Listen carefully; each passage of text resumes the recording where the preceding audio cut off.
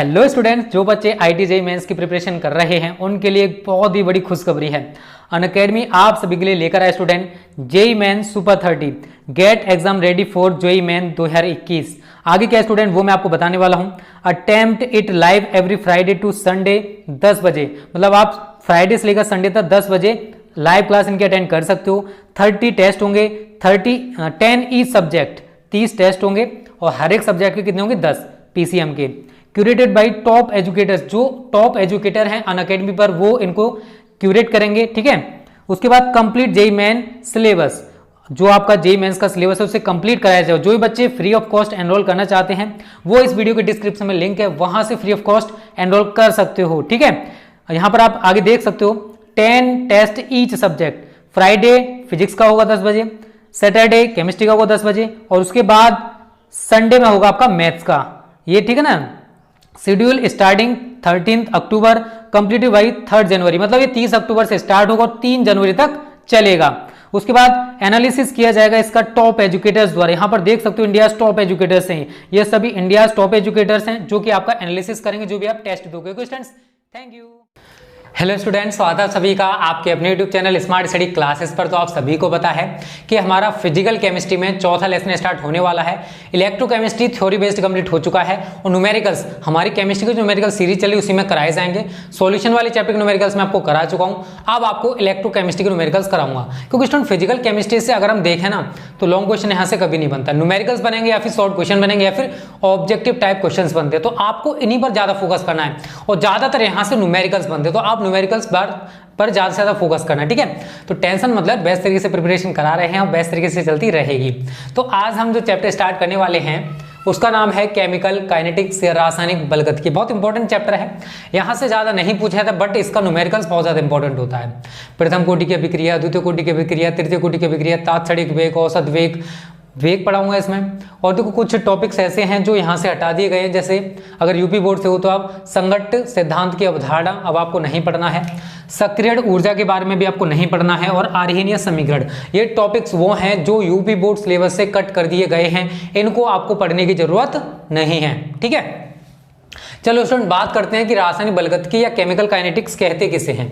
तो देखो ये भी एक रासायनिक विज्ञान की शाखा है, रसायन विज्ञान की वह शाखा जिसके अंतर्गत रासायनिक अभिक्रियाओं के वेग पर विभिन्न कारकों का प्रभाव, अगर कोई रासायनिक अभिक्रिया हो रही है वो किस वेग से हो रही है और उस वेग पर जो ताप है, दाब है, इनका क्या प्रभाव पड़ेगा, तथा अभिक्रिया की जो मैकेनिज्म है, अभिक्रिया की जो क्रियाविधि है, किस प्रकार से क्रिया होने वाली है, इन सभी का जिसके अंतर्गत हम अध्ययन करते हैं उसको कहते हैं केमिकल काइनेटिक्स या रासायनिक बलगतिकी। तो रसायन विज्ञान की वह शाखा जिसके अंतर्गत किसी भी अभिक्रिया के वेग पर विभिन्न कारकों का प्रभाव एवं उसकी क्रियाविधि, जो रिएक्शन हो रही है उसकी क्रियाविधि का अध्ययन किया जाता है, रसायन विज्ञान की उस शाखा को केमिकल काइनेटिक्स कहते हैं। बहुत ईजी यार, आसानी से बना सकते हो, ठीक है। उसके बाद देखो वेग के आधार पर जो रासायनिक अभिक्रियाएं हैं वो कितने प्रकार की होती हैं। तो स्टूडेंट यहां लिखोगे आप, वेग के आधार पर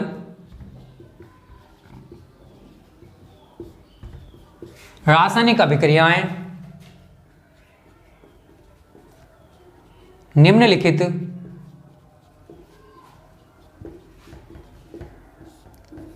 दो प्रकार की होती हैं। दो प्रकार की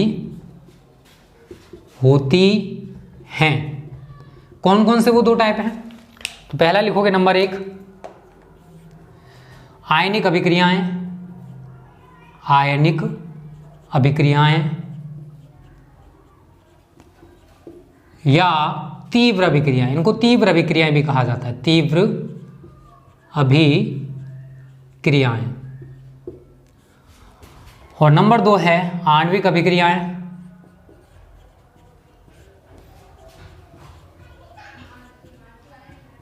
या मंद अभिक्रियाएं, इनको मंद अभिक्रियाएं कहा जाता है, मंद अभिक्रियाएं, ठीक है। अब देखो स्टूडेंट रिएक्शन किस टाइप से होने वाली है वो मैं आपको बताने वाला हूं, टेंशन मत लो। तो आप पहला पॉइंट डाल लीजिए नंबर 1 आयनिक अभिक्रियाएं, आयनिक अभिक्रियाएं या तीव्र अभिक्रियाएं, तीव्र अभिक्रियाएं। तो वो राइटिंग थोड़ा सा इधर उधर हो जाता है, थोड़ा फास्ट लिखना पड़ता है, ठीक है, आप खुद भी करेक्ट कर लिया अगर जो हम बोल रहे हैं। इंग्लिश में कहते हैं आयनिक रिएक्शंस, आयनिक रिएक्शंस और फास्ट रिएक्शंस, फास्ट रिएक्शंस। ठीक है, देखो डेफिनेशन कैसे बनाओगे, बहुत सिंपल है, रटना नहीं यार, फिजिक्स एंड केमिस्ट्री बहुत सिंपल है अगर आप समझने का प्रयास करोगे, और अगर समझने का प्रयास नहीं करोगे तो हर चीज टफ होती है। आयनिक अभिक्रियाएं, आयनिक मतलब ऐसी क्रियाएं जो आयनों के मध्य होती हैं उनको आयनिक अभिक्रियाएं कहते हैं, और ये क्रियाएं बहुत तीव्र गति से होती हैं, इसी वजह से इनको तीव्र अभिक्रियाएं भी कहा जाता है। डेफिनेशन बहुत सिंपल है, ऐसी क्रियाएं जो आयनों के मध्य होती हैं, जो आयनों के मध्य होती हैं, कोमा आयनिक अभिक्रियाएं कहलाती हैं, आयनिक अभिक्रियाएं कहलाती हैं। ये क्रियाएं बहुत तीव्र गति से होती हैं, बहुत तीव्र गति से होती हैं, इसलिए इन्हें तीव्र अभिक्रियाएं भी कहते हैं, तीव्र अभिक्रियाएं या फास्ट रिएक्शंस, ठीक है, तीव्र अभिक्रियाएं भी कहते हैं, कहते हैं। एग्जाम्पल में आप यहां लिखोगे सिल्वर नाइट्रेट विलयन में, सिल्वर नाइट्रेट AgNO3 होता है, इसका सूत्र अगर नहीं पता है तो सिल्वर नाइट्रेट विलयन में सोडियम क्लोराइड मिलाने से, इसका सूत्र होता है NaCl, मिलाने से तुरंत ही AgCl सिल्वर क्लोराइड, ठीक है, तुरंत ही सिल्वर क्लोराइड ब्रैकेट में लिखोगे AgCl का सफेद अवक्षेप प्राप्त हो जाता है, प्राप्त हो जाता है। ठीक है, तो हमने क्या लिखा स्टूडेंट, पहले हमने जाना कि ऐसी क्रियाएं जो किनके मध्य होती है, आयंस के मध्य, Na+Cl- दो तरह के आयंस होते हैं, तो ऐसी क्रियाएं जो आयनों के मध्य होती हैं आयनिक अभिक्रियाएं कहलाती हैं, और ये क्रियाएं बहुत तीव्र गति से होती हैं, इसी वजह से इनको हम तीव्र अभिक्रियाएं भी कहते हैं। रटना पड़ेगा क्या, नहीं, क्या बोलोगे, ऐसी क्रियाएं जो आयनों के मध्य होती हैं आयनिक अभिक्रियाएं कहलाती हैं, और ये क्रियाएं बहुत तीव्र गति से होती हैं, इसी वजह से इनको तीव्र अभिक्रियाएं भी कहते हैं। एग्जाम्पल मैंने लिखा है कि अगर सपोज करो हमारे पास कोई परखनली है, टेस्ट ट्यूब है, इसमें हमने सिल्वर नाइट्रेट का विलयन ले रखा है, इसमें जैसे ही हमने सोडियम क्लोराइड या नमक को मिलाया, हमें तुरंत ही उस टेस्ट ट्यूब के नीचे परखनली, जो परखनली हमने ले रखी है, उसकी पेंदी में सिल्वर क्लोराइड का सफेद अवक्षेप प्राप्त हो जाएगा, और इस क्रिया को होने में 2-3 घंटे नहीं लगेंगे, बल्कि जैसे ही सोडियम क्लोराइड मिलाओगे तुरंत ही रिएक्शन हो जाएगी, और तुरंत रिएक्शन होकर सिल्वर क्लोराइड का सफेद अवक्षेप हमें प्राप्त हो जाएगा। ये है स्टूडेंट हमारा आयनिक अभिक्रियाएं, तीव्र अभिक्रियाएं। इसका मैं एग्जांपल रिएक्शन के थ्रू समझाने वाला हूं, पहले इतने का स्क्रीनशॉट ले लो, और उम्मीद करता हूं यहां तक आपको सब कुछ क्लियर हो गया होगा। ठीक है, और जिन बच्चों ने अभी तक वीडियो को लाइक नहीं किया, लाइक कर दो जल्दी से। चलो आगे समझिए। देखो बहुत मेहनत करने की जरूरत है, टाइम आपके पास नहीं बचा हुआ है, लग जाओ स्टूडेंट मेहनत करने से, क्योंकि यही वो टाइम है जिसमें आप अच्छी खासी मेहनत कर सकते हो। बेटा फिर टाइम बीत जाएगा और ठंडा आ जाएंगी तो फिर वैसे भी आप स्टडी नहीं कर पाओगे अच्छे से, क्योंकि ठंडों में पढ़ने का मन नहीं करता है, सोने का मन करता है। ठीक है, लेकिन आपके पास टाइम कम है तो आपको पढ़ना है, ना कि सोना। देखिए इसके मैं एग्जाम्पल समझा रहा हूं, एग्जाम्पल में आप देख लीजिए। हमारे पास है सिल्वर नाइट्रेट विलयन, तो मैं सिल्वर नाइट्रेट को लिख सकता हूं Ag+, आपको समझाने के लिए लिख रहा हूं NO3-। इसको हम किसके साथ क्रिया करा रहे हैं, सोडियम क्लोराइड, Na+ और Cl-। आपस में रिएक्शन कराएंगे तो इसका प्लस माइनस के साथ जुड़ेगा और इसका प्लस माइनस के साथ जुड़ जाएगा।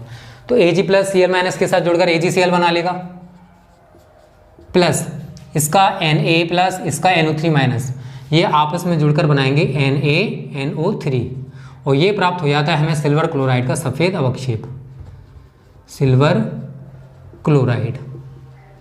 इसका अवक्षेप कैसा होता है? सफ़ेद अवक्षेप। ठीक है, तो आपने समझा कि जैसे ही हम सिल्वर नाइट्रेट के विलयन में सोडियम क्लोराइड को मिलाते हैं हमें तुरंत ही सिल्वर क्लोराइड का सफ़ेद अवक्षेप प्राप्त हो जाता है। ये क्रिया आयनों के मध्य हो रही है, इसी वजह से इसको आयनिक अभिक्रिया कहते हैं और ये क्रिया होने में हमें टाइम नहीं लग रहा है बल्कि तुरंत ही हो रही है, इसी वजह से इसको तीव्र अभिक्रिया भी हम कह सकते हैं। तो यहां तक आपको सब कुछ क्लियर है स्टूडेंट। चलो आगे बात करते हैं। अब दूसरा पॉइंट जो है हमारा आणविक अभिक्रियाएं। अब देखो आणविक का मतलब होता है ऐसी क्रियाएं जो अणुओं के मध्य होती हैं, आणविक अभिक्रिया कहलाती हैं और ये क्रियाएं बहुत मंद गति से होती हैं, बहुत धीमे धीमे होती हैं, इसी वजह से इनको मंद अभिक्रियाएं भी कहते हैं। तो सीधी सीधी डेफिनेशन बन जाती है आप सभी के लिए, तो रटना नहीं पड़ना है। दूसरा पॉइंट डाल लो, आणविक अभिक्रियाएं या मंद अभिक्रियाएं।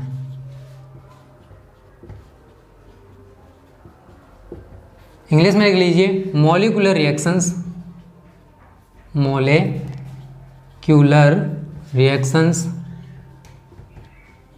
और स्लो रिएक्शंस,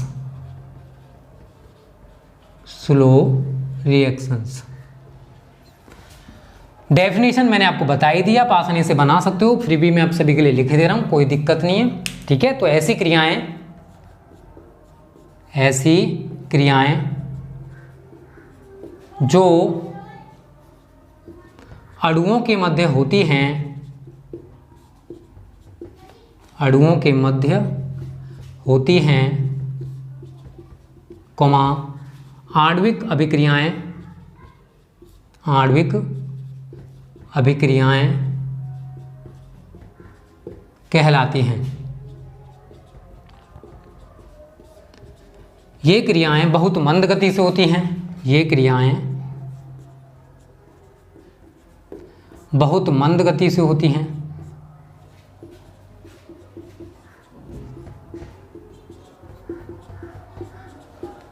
इसलिए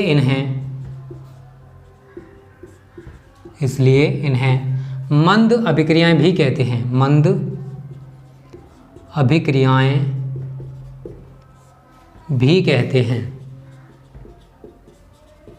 ठीक है, तो स्टूडेंट ये जो क्रियाएं हैं किसके बीच होती हैं? अणुओं के मध्य, और इन क्रियाएं अणुओं के मध्य हो रही हैं, इसी वजह से इनको आणविक अभिक्रियाएं कहते हैं। और ये क्रियाएं बहुत धीमी गति से होती है, इनका जो प्रोसेस होता है बहुत स्लो होता है, इसी वजह से इनको मंद रिएक्शंस या स्लो रिएक्शंस भी कहा जाता है। पहले जो मैंने पढ़ाई थी ये फास्ट रिएक्शंस होती हैं, इनको होने में टाइम नहीं लगता, बट इनको होने में टाइम लगता है। एग्जाम्पल आप यहाँ लिख सकते हो,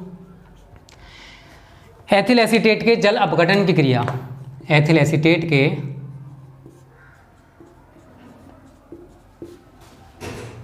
जल अपघटन की क्रिया, जल अपघटन की क्रिया, ये हमारी एक आणविक अभिक्रिया है और इसको भी हम कह सकते हैं ये जो प्रोसेस है इस रिएक्शन का होने का बहुत स्लो होता है।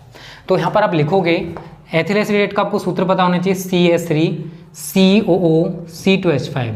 जल से क्रिया करानी है तो जल को मैं तोड़ के लिखूंगा H सिंगल बॉन्ड OH। आप H2O दिखा सकते हो, कोई दिक्कत नहीं है, चलेगा, बट इसको समझाने के लिए मैं आपको ऐसे, और ये रिवर्सिबल रिएक्शन है, मतलब दोनों तरीके से रिएक्शन हो जाती है। इनको आपस में मिलाओगे तो ये बनेगा, इनको आपस में मिलाकर ये बन जाता है। तो देखो होगा क्या, इसका इतना केवल पार्ट CH3COO इस H के साथ जोड़ दो, तो CH3COOH प्लस इसका C2H5 इस OH के साथ जोड़ दो, क्या बन जाएगा? C2H5OH। तो इनके नामकरण भी कर देते हैं स्टूडेंट। ये है एसिटिक अम्ल, एसिटिक एसिड। ये क्या आपका एथिल एल्कोहल, एथिल एल्कोहल। ये आपका वाटर जल और ये आपका एथिल एसीटेट। अब ऐसा नहीं है कि एथिल एसीटेट में हमने जैसे ही जल मिलाया हमें तुरंत ही एसिटिक अम्ल या एथिल अल्कोहल प्राप्त हो जाएंगे, बट ऐसे प्राप्त नहीं होने वाले। एथिल एसीटेट में जल मिलाया, इस रिएक्शन को होने में प्रोसेस लगेगा, मतलब टाइम लगेगा, ये रिएक्शन होने के लिए टाइम लेगी। इसी वजह से इसको हम मंद अभिक्रिया कहेंगे, क्योंकि ये रिएक्शन तुरंत ही नहीं हो रही है। और दूसरा, ये अणुओं के मध्य हो रही है, क्योंकि हमारा ये भी अणु है और H2O भी एक अणु है। ये क्रियाएं जो हैं ये आयनों के मध्य होती हैं, आपने देखा यहाँ पर। और ये क्रियाएं किनके मध्य होती हैं? अणुओं के मध्य। तो ऐसी क्रियाएं जो अणुओं के मध्य होती हैं आणविक अभिक्रियाएं कहलाती हैं। और ये क्रियाएं बहुत मंद गति से, बहुत धीमे धीमे होती हैं, इसी वजह से इनको मंद अभिक्रियाएं भी कहा जाता है। यहाँ तक उम्मीद करता हूँ आप सभी को क्लियर हो गया होगा। अगर क्लियर है तो जल्दी से इसका स्क्रीनशॉट ले लो। अब आगे बात करते हैं अगली हेडिंग की, ठीक है। तो यहाँ तक धीरे धीरे करके समझने का प्रयास करो, ठीक है। बहुत अच्छे से हमें प्रिपरेशन कराने की कोशिश करें स्टूडेंट आप सभी के लिए। बस आप सभी मेहनत करते रहो और हमारे चैनल का नाम रोशन करो 90+ लाकर। अगली हेडिंग डाल लीजिए, अभिक्रिया की दर या वेग।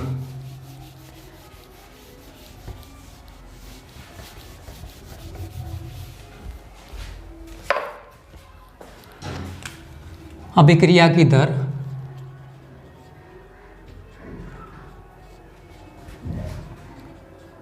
या वेग, इंग्लिश में लिख लीजिए रेट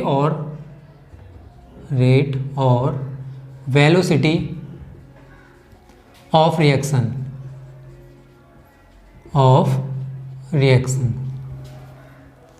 तो देखो स्टूडेंट, डेफिनेशन बहुत सिंपल है। आपने वेग के बारे में क्या पढ़ा है? इकाई समय में होने वाले विस्थापन को वेग कहते हैं, यही तो पढ़ा होगा। बट यहाँ पर थोड़ा सा अंतर आ जाएगा। इकाई समय या एकांक समय में, इकाई समय में किसी अभिकारक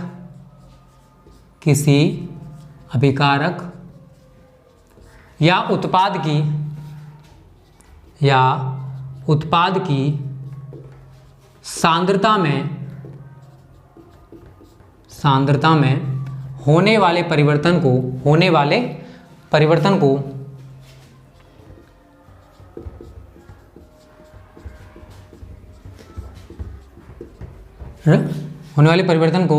अभिक्रिया की दर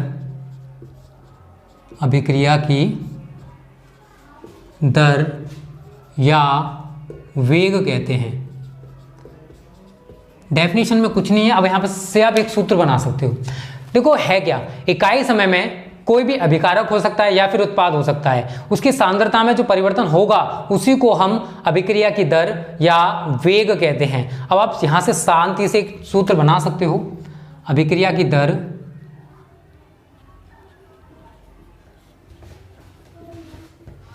या वेग बराबर अभिकारक या उत्पाद की सांद्रता में होने वाला परिवर्तन बटे परिवर्तन में लगा समय, बटे जितने टाइम में परिवर्तन होगा, परिवर्तन में लगा समय।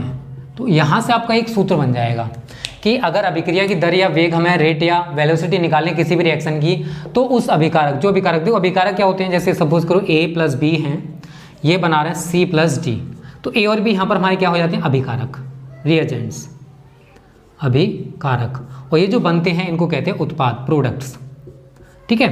तो जो है A और B क्या है यहाँ पर? अभिकारक हैं, और C और D हमारे यहाँ पर क्या है? उत्पाद है। तो अभिकारक या उत्पाद की सांद्रता में जो परिवर्तन होगा वो बटे परिवर्तन में जितना टाइम लग रहा है। अब कोई रिएक्शन है कितने टाइम में होती है, तो वो हम नीचे लेंगे। जैसे सपोज करो कोई अभिकारक ने ले लिया, उसकी सांद्रता में परिवर्तन हुआ, कुछ भी मान के चलते हैं, कुछ भी हो गया, परिवर्तन हमने 10 मान के चला, और परिवर्तन में लगा समय जो है वो मान लो 5 सेकंड है, तो हमारी रेट या वेलोसिटी ऑफ रिएक्शन कितनी निकल के आएगी? 2। ठीक है। इसी प्रकार से आप किसी भी रिएक्शन के लिए रेट या वेलोसिटी ऑफ रिएक्शन निकाल सकते हो। अभिकारक या उत्पाद की सांद्रता में होने वाले परिवर्तन बटे परिवर्तन में लगा समय, ठीक है। तो अभिक्रिया की दर या वेग किसे कहते हैं, उम्मीद करता हूं आपको समझ में आ गया होगा। देखो आज की वीडियो को तो यहीं पर रहने देते हैं। नेक्स्ट वीडियो में आपको मैं औसत वेग, तात्क्षणिक वेग, अभिक्रिया की कोटि, अभिक्रिया की आणविकता और अभिक्रिया की देखो प्रथम कोटि की अभिक्रिया, द्वितीय कोटि की अभिक्रिया, तृतीय कोटि की अभिक्रिया, मतलब बहुत टॉपिक्स हैं जो कि नेक्स्ट वीडियो में डिस्कस करूंगा। आज की वीडियो आपको कैसी लगी कमेंट करके बताना, क्योंकि अगर खाना कम कम करके खाओ ना तो बेटर लगेगा। अगर आप एक साथ पूरी रोटी खाने का प्रयास करो तो रोटी सटक नहीं पाओगे, ठीक है। तो आपको स्टडी करनी है बट इस तरीके से करनी है कि आपको वो हजम भी होनी चाहिए। तो मैंने जितना पढ़ा है ना इसको आज हजम कर लेना, कल का जो टॉपिक पढ़ाऊंगा उसको भी हजम करने का प्रयास करना। Practice makes perfect. अगर आप सक्सेस होना चाहते हो तो आपको प्रैक्टिस तो करनी पड़ेगी। तो वीडियो कैसी लगी कमेंट करके जरूर बताना। Okay students, thank you. जय हिंद, जय भारत।